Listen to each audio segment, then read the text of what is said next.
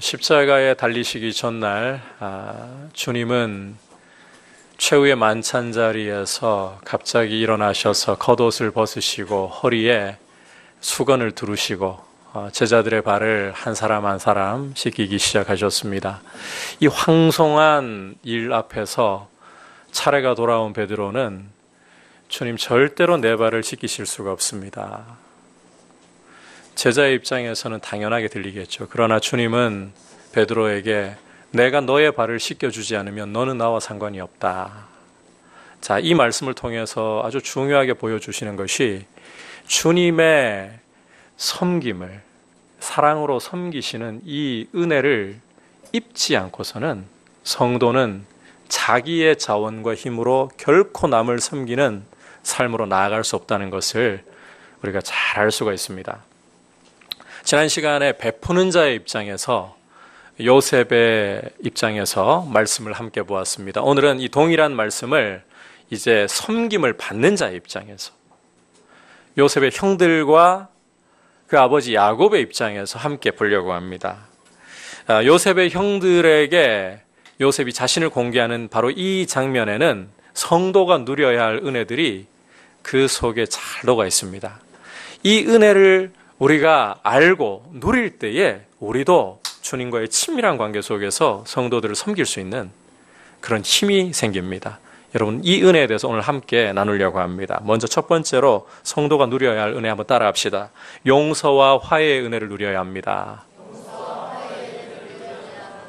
1절을 보시면 요셉이 마침내 자기가 요셉이라는 사실을 형들에게 공개하는 장면을 보고 있습니다. 주목할 것은 이렇게 하는 것이 복수와는 전혀 거리가 멀다는 거예요.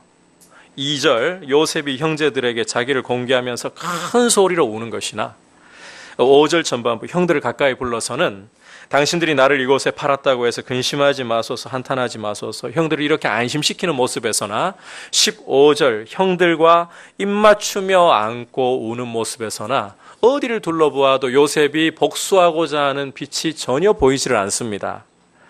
사실 요셉은 우리가 이미 앞에서도 공부를 했지만 형들을 만나기 이전에 이미 다 용서를 했어요. 그렇다면 한 가지 의문점은 요셉이 형들이 애굽에 내려와가지고 다시 만남을 가질 때에 그 순간에 용서를 표현해도 되지 않았나? 그죠? 형들이 애굽에 내려왔을 때 이미 형들을 다 용서했다면 형들이 양식 사러 애굽에 처음 내려왔을 때 형들과 22년 만에 재회 때 그 첫 순간에 충분히 자기를 밝히고 용서를 표현해도 되지 않았나? 그런데 요셉은 자, 오늘 말씀의 순간까지 자기를 공개하지도 않고 이미 용서를 했음에도 불구하고 그 용서를 형들에게 나타내지도 않았단 말이에요. 왜 이렇게 한 걸까요? 왜? 자, 요셉이 자기를 공개하고 용서를 표현한 시점이 유다가 위기에 처한 베냐민을 위해서 자기를 던질 때였죠. 이 시점이 굉장히 중요합니다. 자, 이렇게 예를 한번 들어보면 이 상황을 다 이해하실 거예요. 여러분이 누군가에게 정말 귀한 선물을, 세상에 이 선물도 이렇게 귀한 선물이 있을까 할 정도의 귀한 선물을 주고 싶어요. 그런데 받아야 할 사람이 손을 내밀지를 않아요. 과연 그 선물을 조건 따지지 않고 값없이 주려고 해도 과연 줄 수 있나요?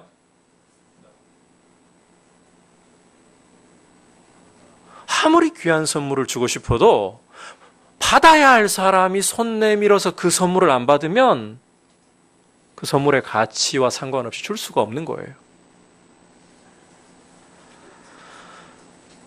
요셉의 형들에게 요셉이 자신을 일찍 공개하지 않은 이유, 이미 용서했음에도 불구하고 이 용서를 일찍 나타내지 못한 이유가 바로 여기에 있는 거예요. 요셉은 형들에게서 먼저 이 용서와 화해라는 이 축복의 선물을, 이 은혜를 누릴 수 있는 손이 준비되어야 한다는 사실을 하나님의 지혜로 간파하고 있었던 거예요. 그 손이 무엇이냐? 바로 회개를 통한 진실함이라는 겁니다. 무책임한 태도에서 돌이켜서 하나님의 말씀 앞에 책임 있게 행동하는 태도, 이와 같은 것이야말로 하나님의 용서와 화해를 줄 수 있는 손입니다. 이 손이 먼저 준비가 되어야 했기 때문에 요셉은 형들을 시험하고 형들에게서 자, 돌이켜 회개하는 유다의 모습을 통해 절정으로 이 모습이 나왔잖아요. 동생이 위기에 처하니까 이전에는 동생 팔아먹던 사람이 자기를 던져서 대신 종이 되겠습니다. 이런 회개하는 모습을 보였잖아요. 요셉이 바로 이 모습을 보는 순간 드디어 손이 준비되었구나. 자기를 밝히고 용서와 화해의 손을 내밀어 주는 거예요. 여러분, 지금 요셉이 하고 있는 이 일이 하나님의 지혜로 한다고 했었죠. 그렇다면 이 모든 상황은 사실상 하나님이 요셉을 통하여서 형들을 준비시키시고 형들을 다루시는 상황이라고 우리가 봐야 할 겁니다. 중요한 것은 요셉의 형들은 이스라엘 12지파를 세울 기초와 같은 사람들이라는 거예요. 따라서 지금 야곱과 그 아들들의 이야기가 그냥 창세기 안에 옛날 이야기가 아니라 지금 하나님이 당신의 백성을 다루시는 원리를 담고 있다는 사실을 우리가 기억을 해야 돼요. 여러분, 우리도 마찬가지입니다. 우리가 진정한 용서와 화해의 이 축복과 은혜를 누리기 위해서는 사실 여러분, 하나님이 자기의 독생자를 우리가 하나님을 찾기도 전에 먼저 내어주셨습니다. 우리가 아직 죄인 되었을 때에 그리스도께서 우리를 위하여 십자가에 죽으셨습니다. 그 피로 하나님이 우리의 죄를 속량하시고 우리와 화목할 수 있는 길을 이미 열어놓으셨어요. 중요한 것은 이 은혜를 누리기 위해서는 우리 편에서의 손이 준비가 되어 있어야 한다는 거예요. 받을 손이 준비되어 있어야죠. 그 손이 무엇이냐? 바로 죄를 깨닫고 죄를 자백하고 버리는 회개라는 거예요. 진실함의 회복이라는 거예요. 여러분, 성도에게는 이렇게 죄를 철저히 깨닫고 회개하는 이 은혜가 평생에 계속해서 이어져 가면서 되풀이되어 가면서 끊어져서는 안 돼요. 그렇게 매일같이 하나님의 은혜의 선물을 받을 손을 준비할 때 이 손 위에 이미 사실은 용서와 화해가 이루어졌지만 또다시 그 용서와 화해가 새롭게 되는 은혜가 우리 손에 올려질 줄 믿습니다. 이 사실을 사도 요한은 이렇게 말씀을 하고 있어요. 우리 요한일서 1장 9절 말씀 함께 보도록 하겠습니다. 시작. 만일 우리가 우리의 죄를 자백하며 그는 미쁘시고 의로우사 우리 죄를 사하시며 우리를 모든 불의에서 깨끗하게 하실 것이요. 우리가 우리의 죄를 자백하면 그는 미쁘시고 의로우사 우리 죄를 사하시고 모든 불의에서 우리를 깨끗게 하실 것이요. 이미 용서하셨는데 하지만 이 용서의 은혜를 날마다 새롭게 우리 손 위에 잡고 누리는 이 일 가운데 거하려면 죄를 자백해야 돼요. 죄를 버려야 하는 것입니다. 성도에게 이 회개의 일이 어색해지면 안 돼요. 한번 따라 합시다. 평생에 회개를 힘써야 합니다. 여러분, 하루를 시작하면서 하나님의 은혜의 빛이 거룩한 말씀과 성령의 빛이 내 마음을 비추면서 내 안에 죄악이 드러나고 그 죄로 인해 마음이 슬퍼지고 아파옵니까? 축복인 겁니다. 애통하는 자는 복이 있나니 저희가 위로를 받을 것이요. 여러분, 죄로 인해서 우리의 마음이 찔림이 있고 죄를 깨닫는 것 때문에 찔림이 있고 주님의 사랑에 합당하지 못하게 살아간 것에 대한 이 고통이 우리의 영혼을 누르고 있을 때에 이 순간이 복으로 나아갈 수 있는 기회인 줄 믿으시기를 바랍니다. 이때 죄를 자백하고 회개할 때에 주님은 그 손에, 준비된 손에 용서와 화해를 새롭게 하시며 하나님과의 친밀함을 알게 해주실 줄 믿습니다. 성도는 회개하고 주님 십자가를 굳게 붙드는 이 일이 가장 기초이면서 이 일을 기초라고 소홀히 해서는 안 됩니다. 용서, 화해의 은혜를 늘 누릴 수 있기를 주의 이름으로 축복합니다. 두 번째로 성도가 누려야 할 은혜는 한번 따라합시다. 공동체를 통해 주시는 보호와 돌봄의 은혜를 누려야 합니다. 공동체를 통해서 주시는 보호와 돌봄이라는 이 은혜를 성도가 꼭 누려야 돼요. 자, 용서와 화해의 기초 위에 서 있는 성도는 자, 돌봄과 보호를 누려야 된다라고 했었죠. 우리 말씀을 통해 보겠습니다. 먼저 5절부터 7절까지 함께한 목소리로 읽겠습니다. 시작. 당신들이 나를 이곳에 팔았다고 해서 근심하지 마소서, 한탄하지 마소서. 하나님이 생명을 구원하시려고 나를 당신들보다 먼저 보내셨나이다. 이 땅에 2년 동안 흉년이 들었으나 아직 5년은 밭갈이도 못하고 추수도 못할지라. 하나님이 큰 구원으로 당신들의 후손을 세상에 두시려고 나를 당신들보다 먼저 보내셨나니. 자, 이어서 계속해서 9절부터 11절까지 시작. 당신들은 속히 아버지께로 올라가서 아뢰기를 아버지 아들 요셉의 말에 하나님이 나를 애굽 전국에 주로 세우셨으니 지체 말고 내게로 내려오사 아버지의 아들들과 아버지의 손자들과 아버지의 양과 소와 모든 소유가 고센 땅에 머물며 나와 가깝게 하소서. 흉년이 아직 5해가 있으니 내가 거기서 아버지를 봉양하리이다. 아버지와 아버지의 가족과 아버지께 속한 모든 사람에게 부족함이 없도록 하겠나이다 하더라고 전하소서. 자, 방금 읽은 말씀은 요셉이 형들에게 하는 말인데 이 말 속에 성도가 누려야 할 이 보호와 돌봄을 녹여놓고 있어요. 요셉은 형들의 악함 때문에 노예로 팔려왔다는 사실을 먼저 드러내고 있습니다. 그런데 더 중요한 것은 하나님이 형들의 이러한 악함마저도 요셉을 애굽으로 인도해서 연단하시고 총리로 세우시는 하나님의 선하신 뜻을 이루시는 도구로 사용하셨다. 이 목적이 그 다음에 굉장히 중요한데요. 자, 이렇게 연단하시고 총리로 세우신 것이 여러분 야곱의 가정을 흉년으로부터 보호하시고 돌보는 것이라고 말씀하고 있습니다. 천하라고 먼저 이야기하지 않아요. 야곱의 가정을.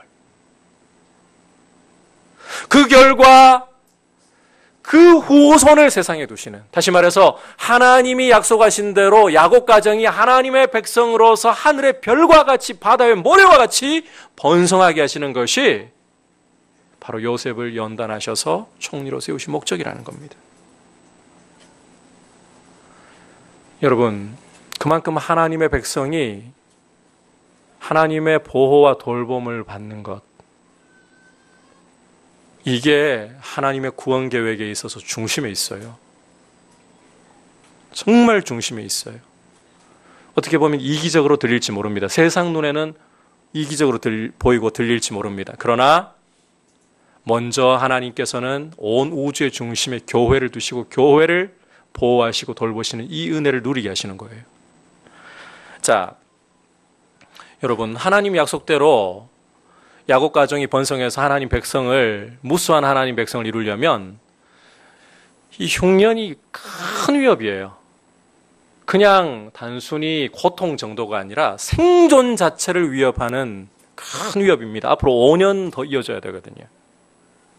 어떤 노력과 수고를 한다 해도 야곱 가정은 이 닥쳐오는 흉년을 스스로의 힘으로 극복해낼 수가 없어요. 따라서 하나님은 요셉을 미리 애굽으로 보내셔서 이 위협으로부터 당신의 백성을 보호할 준비를 다 시키시고 이제 요셉을 통해 야곱의 가정에, 하나님의 백성들에게 이 보호와 돌봄을 나타내고 계시는 겁니다. 여러분, 이처럼 성도는, 하나님의 백성들은 하나님이 주시는 이 보호와 돌봄을 꼭 받아야만 돼요. 이 은혜가 너무너무 중요해요. 예수님 믿고 우리가 거듭나는 순간에 우리는 영적으로 갓난아기로 새롭게 태어난 거예요.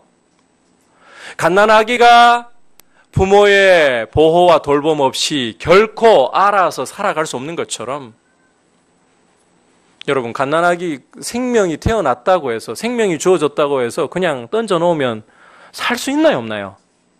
절대로 없잖아요. 그것처럼 성도 역시 예수 그리스도를 믿고 새 생명을 얻는 순간부터 계속해서 이제는 보호와 돌봄이 절실한 거예요. 성도는 세상으로부터, 우리 안에 있는 죄로부터, 그리고 원수된 마귀로부터, 그 위협으로부터 보호를 받고 돌봄을 받아야 되는 거예요. 이런 보호와 돌봄 속에 있어야, 하나님 사랑 안에서 주어지는 보호와 돌봄 속에 있어야 성도는 삶에 다가오는 고난과 위협 속에서도 사도 바울의 말처럼 한번 따라합시다. 넉넉히 이기느니라. 우리 힘으로는 절대로, 우리 지혜로는 절대로 우리 삶에 다가오는 위협과 고통과 삶의 염려들을 못 이겨요. 몸부림치고 애쓴다고 되는 문제가 아니에요. 여러분, 갓난아기가 힘이 없는데, 생명만 있다고 힘이 없는데 스스로 몸부림치고 스스로 힘을 쥐어짠다고 해서 거센 세상 가운데 던져놓으면 살아갈 수 없잖아요. 우리 힘으로 할 수 있는 문제가 아니에요. 우리가 쥐어짜낸다고, 머리를 쥐어짜내서 지혜를 내려고 한다고 해서 우리 삶을 덮치는 고난과 점막된 힘까지 다 짜낸다고 해서 그 힘이 원수로부터의 공격을 막아주지 못합니다.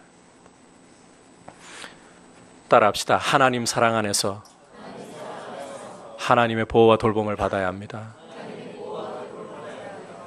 하나님의 사랑 안에 거하고 하나님의 그 사랑으로부터 오는 보호와 돌봄 없이는 절대로 못 이깁니다. 주목할 것은, 여러분, 하나님이 요셉을 통해서 이 야곱의 가정을 그 사랑으로 돌보고 보호하셨잖아요. 이것처럼 이제 하나님은, 잘 들으셔야 돼요, 교회라는 하나님의 가족의 품 안에서 성도에게 이 사랑의 돌봄과 보호를 공급하신다는 사실입니다. 교회를 그냥 폼으로 이 땅에 두신 게 아닙니다. 여러분, 교회라는 믿음의 공동체는 하나님의 가족입니다. 이 하나님의 가족이라는 품 안에서 하나님의 사랑이 풍성하게 나타나고 성도를 위한 보호와 돌봄이 나타나도록 하나님이 그렇게 만들어 두셨어요. 우리 에베소서 3장 18절과 19절 말씀 함께 한 목소리로 보겠습니다. 시작. 모든 성도와 함께 지식에 넘치는 그리스도의 사랑을 알고 그 너비와 길이와 높이와 깊이가 어떠함을 깨달아 하나님의 모든 충만하신 것으로 너희에게 충만하게 하시기를 구하노라. 자, 여기 말씀을 보시면 하나님의 사랑을, 그 지식에 넘치는 측량할 수 없는 사랑을 알아가면서 하나님의 사랑으로 우리의 삶이 충만해지는, 온전케 되는 이 일이, 자, 성도 한 개인이 할 수 있는 일이다? 어떻게 말씀하고 있습니까? 모든 성도와 함께! 함께.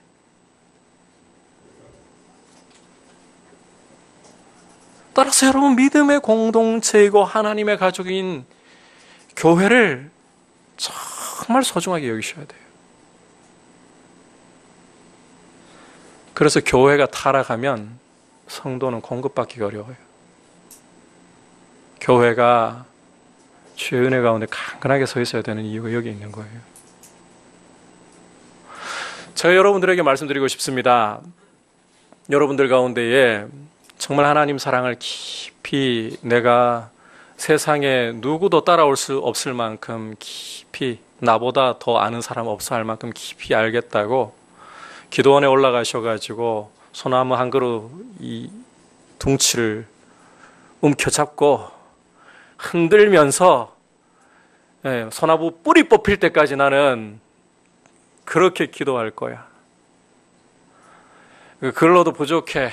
이제는 어떤 날씨에도 불구하고 적어도 갓바 위에 올라가가지고 철야하는 사람보다는 진짜를 믿는 우리가 좀 더 나아야지 이러면서 비닐 뒤집어 쓰고 철야하기도 하고 금식까지 하면서 하나님 앞에 목이 터져라 부르짖습니다.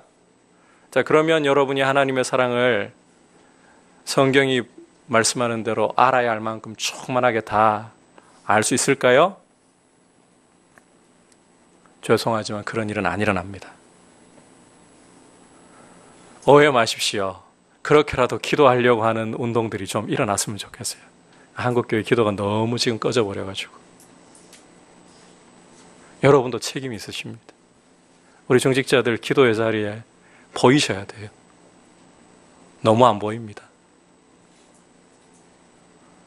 그런데 제가 강조하고 싶은 핵심은 이거예요. 우리가 아무리 영성이 깊다라고 자부해도 한 개인은 하나님의 사랑을 알아야 할 만큼 충만하게 다 알 수 없습니다. 모든 성도와 함께 하나님은 교회라는 믿음의 공동체 안에서 공동체를 통해서 성도의 교제를 통해서 이 그리스도의 사랑을 각 사람에게 나타내시면서 함께 어우러질 때에 성도의 교제 안에서 이 사랑이 더욱더 풍성하게 충만하게 알게 되도록 그렇게 교회를 세우셨습니다.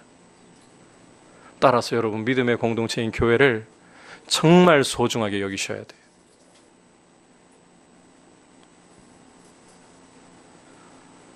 그러지 않고 교회를 떠나서 나 홀로 적극적인 교제를 할 생각을 하지 않고 여러분 좀 아프시더라도 들을 건 들으십시오. 그냥 주일 오전 예배 도장 찍고 가면 내 할 도리 다 했지 뭘 그렇게 별나게.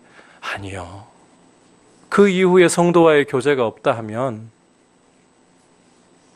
예배도 교제예요. 하나님과의 교제이고 성도 간에 여러분 이 자리에 여러분 그냥 앉아있다고 생각하십니까? 앞에서 목사 혼자 떠들고 있고 여러분은 그냥 이렇게 앉아가지고 언제 설교 빨리 끝나나 뭐 이렇게 그냥 흘려보내는 시간이라고 생각하십니까? 여기에 보이지 않아도 성령께서 운행하고 임재하고 계십니다. 여러분 교제예요. 살아있는 교제. 이 교제 가운데 우리가 거하지 않고서는 절대로 하나님의 사랑을 풍성하게 알아가면서 그 사랑 안에 있는 보호와 돌봄 우리가 충만하게 못 누려요. 그 사랑이 없이는 우리를 압도하려고 우리를 짓눌러 버리려고 다가오는 공격과 고난을 못 이겨요. 하나님 사랑이 우리를 고난 속에서도 인내하게 만들고 인내를 통해 연단이 나오고 그리스도 닮는 소망으로 이끌어가는 것이기 때문에 하나님 사랑이 있어야 돼요. 그 사랑을 교회라는 공동체를 통해 풍성하게 하나님 나타내시는 거예요. 그래서 여러분 이런 생각은 우리가 하루속히 버려야 돼요. 교회 안에서 성도님들 가운데도 보면 나보다 믿음이 어려 보이는 경우들이 있잖아요. 현실적으로 그렇게 보일 때가 있잖아요. 내가 저런 성도와 사귀어가지고 믿음이 자라겠나? 사귈 거면 믿음 좋은 사람하고만 사귀어야지. 이런 교만한 생각은 버리셔야 됩니다. 예수 안에서는 어린 아이라도 우리가 배울 것이 있는 줄 믿으시기를 바랍니다. 이렇게 공동체 가운데에서 공동체의 믿음의 교제를 통해서 자라가지 않으면 나 홀로 열심히 잘할 수 있어라고 공동체와 멀어지기 시작하면 조만간 원수의 표적이 될 수밖에 없어요. 아무리 이전에 구름을 타고 날아가는 듯한 그런 체험을 했다 해도 마음이 완고하게 식어져서 굳어져 있을 수밖에 없게 되는 겁니다. 여러분 믿음의 공동체를 소중히 여기시고 그 믿음의 공동체를 통해 하나님이 부어주시는 그 사랑 안에서 보호와 돌봄을 받으시길 바랍니다. 아울러서 이 보호와 돌봄 가운데서도 가장 중요한 보호와 돌봄, 최고의 보호와 돌봄이 무엇이냐 한번 따라합시다. 말씀의 젖을 먹는 것입니다. 말씀의 젖을 먹어야, 순전하고 신령한 이 말씀이라는 젖을 먹어야만 우리가 생명이 있다면 자라갈 수가 있는 거예요. 여러분, 솔직히 분위기를 생각한다면 여러분이 그 뜨거운 분위기만 누리고 가도록, 그러려면 감정을 터치하면 돼요. 그러려면 솔직히 찬양으로 예배 1시간 전체 다 구성해버려도 돼요. 그러면 여러분 가슴을 뜨겁게 만들어 드릴 수 있어요. 방방 뛰게 만들어 드릴 수 있어요. 하지만 그것으로 우리가 자라지 않습니다. 찬양을 폄하하자는 게 아니에요. 찬양은 곡조 있는 기도로서 여러분이 하나님 앞에 꼭 드려야 할 일이고, 하나님이 찬송을 받으시기에 합당하고, 성도는 어떤 형편에 있어도 하나님을 찬양해야 되는 것이 의무입니다. 그래서 예배에서 없어서는 안 될 부분이지만, 그런데 여러분, 말씀의 젖을 먹는 이것을 대체할 수가 없어요. 솔직히 말씀의 젖을 우리가 먹는다는 것은 안 쉬워요. 말씀의 젖을 먹는 게 제일 힘들어요. 왜냐하면 조금만 마음이 집중되지 않고 흘러가 버린다. 그러면 어느새 우리 마음속에 들어와 있는 것은 우리의 취미와 오락이 돌아가고 있습니다. 눈은 목사를 향해도 마음은 집에서 우리 주부들 중에는 갑자기 가스레인지에 올려놓고 불 안 껐나 이런 생각부터 시작해가지고 우리의 취미와 오락이 우리의 마음을 어느 순간에 장악해버립니다. 저도 예외 없어요, 여러분. 말씀 준비하다가도 얼마나 다른 것들이 제 마음을 설교 준비하기가 해보니까 제일 어렵더라고요. 왜냐하면 여러분들한테 제대로 말씀 가면 마귀한테 손해니까 가만두려고 하지 않겠죠. 우리 죄성을 가지고 있는 육체의 특성상 말씀의 젖을 공급받는 게 참 안 쉬워요. 그런데 이 말씀의 젖을 먹지 않고서는 자라지 않습니다. 그래서 우리는 어떠한 경우라도 말씀의 젖을 먹기 위해 애쓰고 힘을 써야 되는 거예요. 사도행전 20장 32절에서 이 말씀이 어떤 역할을 하는지 사도 바울의 말을 통해서 같이 읽어보겠습니다. 시작. 지금 내가 여러분을 주와 및 그 은혜의 말씀에 부탁하노니 그 말씀이 여러분을 능히 든든히 세우사 거룩하게 하심을 입은 모든 자 가운데 기업이 있게 하시리라. 사도 바울이 주와 그 은혜의 말씀에 부탁한다고 했어요. 복음에다가 성도들을, 교회를 부탁하고 있어요. 이 말씀이라야 교회를 든든히 세우기 때문에. 말씀이라야. 이 말씀이라야 기업을 얻은 자들이 하나님의 나라라는 이 영광스러운 기업을 차지하도록 준비될 수 있기 때문에. 그래서 말씀 배우는 것을 힘쓰셔야 돼요. 성경 다독도 왜 그냥 흘려보내지 마시고 성경 읽을 수 있는 기회에 함께, 혼자서 참 힘들잖아요.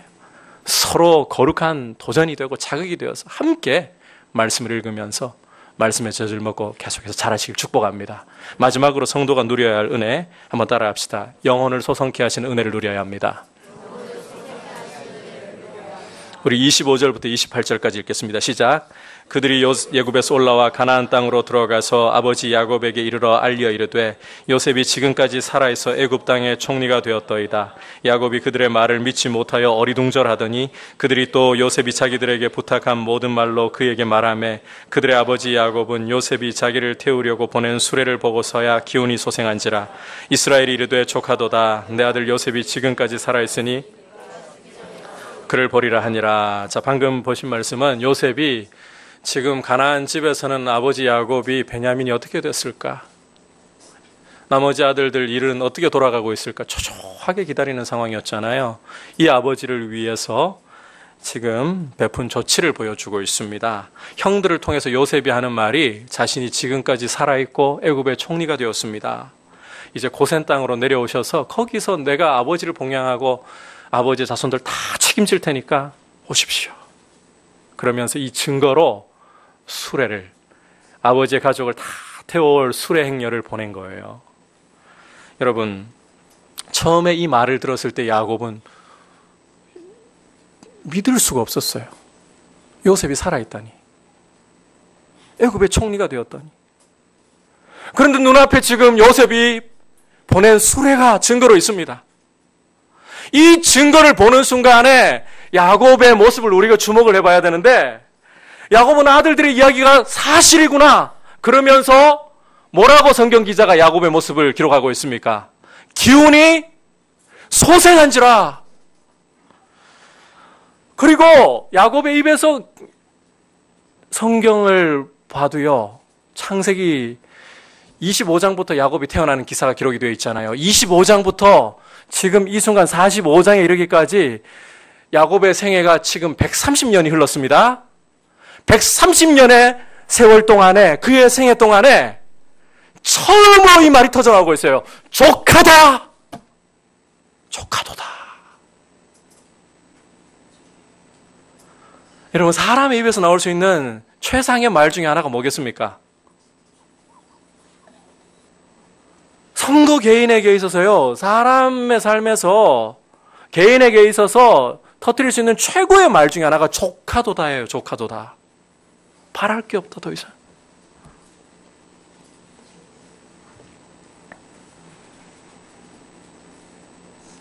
여러분, 야곱이 지금 육체의 힘이 넘치는 게 아닙니다. 130 노인이 힘을 내어 본들 얼마나 낼 수가 있겠어요? 영혼이 살아나니까, 기운이 소생한다는 것은 영혼이 살아나니까 그 영혼이 밖으로 힘이 넘치는 것이, 분출되는 것이 조카도다, 이런 말로 터져나오고 있는 거예요. 성도가 이 땅을 살아가면서 계속해서 주님 앞에 서는 날까지 누려야 할 은혜 중에 하나가 바로 이 영혼이 소성케 되는, 영혼이 살아나는 은혜입니다. 여러분, 이 은혜를 누구보다 잘 알았던 사람이 누구인가 하면 바로 다윗이라는 사람이에요. 시편 23편 3절을 보면 이렇게 다윗이 고백을 하고 있기 때문입니다. 우리 같이 읽어보겠습니다. 시작. 내 영혼을 소생시키시고 자기 이름을 위하여 의의 길로 인도하시는도다. 이 다윗의 고백에서 보듯이 영혼을 소생시키시는 분 누구이시다?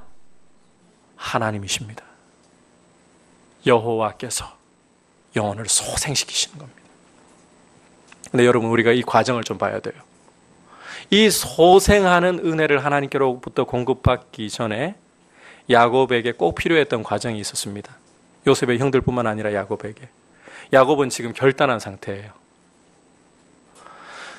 처음에는 요셉을 잃고 난 후에 더 이상 베냐민만큼은 절대로 잃을 수 없다. 이 자식의 문제를 손에 움켜쥐고 절대로 내가 보호해야 되고 내가 이 아들을 지켜야만 된다라는 이 집착을 놓을 수가 없었습니다. 그런데 유다의 결단과 회개를 통한 헌신을 보면서 전능하신 하나님 바라보기 시작하면서 야곱이 베냐민을 놓기 시작했어요. 집착하던 자식의 문제를 놓기 시작했어요. 내가 아들을 잃으면 잃으리로다. 전능하신 하나님이 이 문제를 다루어 가시고 풀어 가시기를 맡겼습니다. 근데 여러분, 정말 잃었나요? 지금 야곱 눈앞에 펼쳐진 증거를 보십시오. 베냐민이 돌아왔습니다. 거기에다가 상상하지도 못했던 요셉이 살아있고 애굽의 총리가 되어서 아버지를 모시겠습니다. 이 증거까지 지금 하나님이 그 앞에 내어주셨습니다. 터져나올 수밖에 없는 거예요. 조카도다. 여러분, 야곱 스스로가 자식을 쥐고 이 문제를 자기가 지키면서 언제까지 자기가 살아있다고 베냐민을 그렇게 움켜쥐고 청년이 다 된 베냐민을, 20살이 넘은 베냐민을 움켜쥐고 가겠어요? 사실 영혼이 시들어가고 있었어요. 하나님이 안 보여요. 그런데 손을 놓고 내가 자식을 잃으면 잃으리로다 하나님께 맡겼더니 하나님이 그의 영혼을 소생케 하시는 거예요. 하나님이 상상도 하지 못했던 방법으로 영혼을 살리시는 은혜를 보여주시는 거예요. 여러분, 우리가 우리의 삶의 문제를 쥐고 손을 놓지 않으려고 하면 내가 내 인생을 지킬 수 있고 풀어갈 수 있을 것 같고, 아닙니다. 오히려 우리의 영혼이 시들어갈 뿐입니다. 하나님이 안 보이기 시작하고 모든 문제의 탓이 내 옆에 있는 아내 탓이고 자식들 탓이고 환경 탓이고, 뭐가 안 돼서 이렇고 뭐가 안 돼서 저렇고. 그러나 하나님 앞에서 우리가 움켜쥐고 있는 것들을 놓을 때 하나님이 소생케 하시는 은혜를 주시는 줄 믿습니다. 이 소생하는 은혜를 족하도다. 무엇을 더 바랄 게 있는가? 족하도다. 여러분의 영혼을 이렇게 주님이 살리시는 이 은혜를 풍성하게 누리시기를 바랍니다. 그럴 때에 여러분, 이후에 이 야곱의 모습을 보면, 우리가 뒤에서 보겠지만 47장 가보면 바로 앞에 이 야곱이 서거든요. 애굽의 바로 앞에, 천하의 바로 앞에. 바로에게 다리가 우들거려서 어떻게 서 있을까요? 그런데 바로를 향해 손 내밀고는 축복해 줍니다. 누가 왕인지, 누가 그냥 평범한 한 노인인지,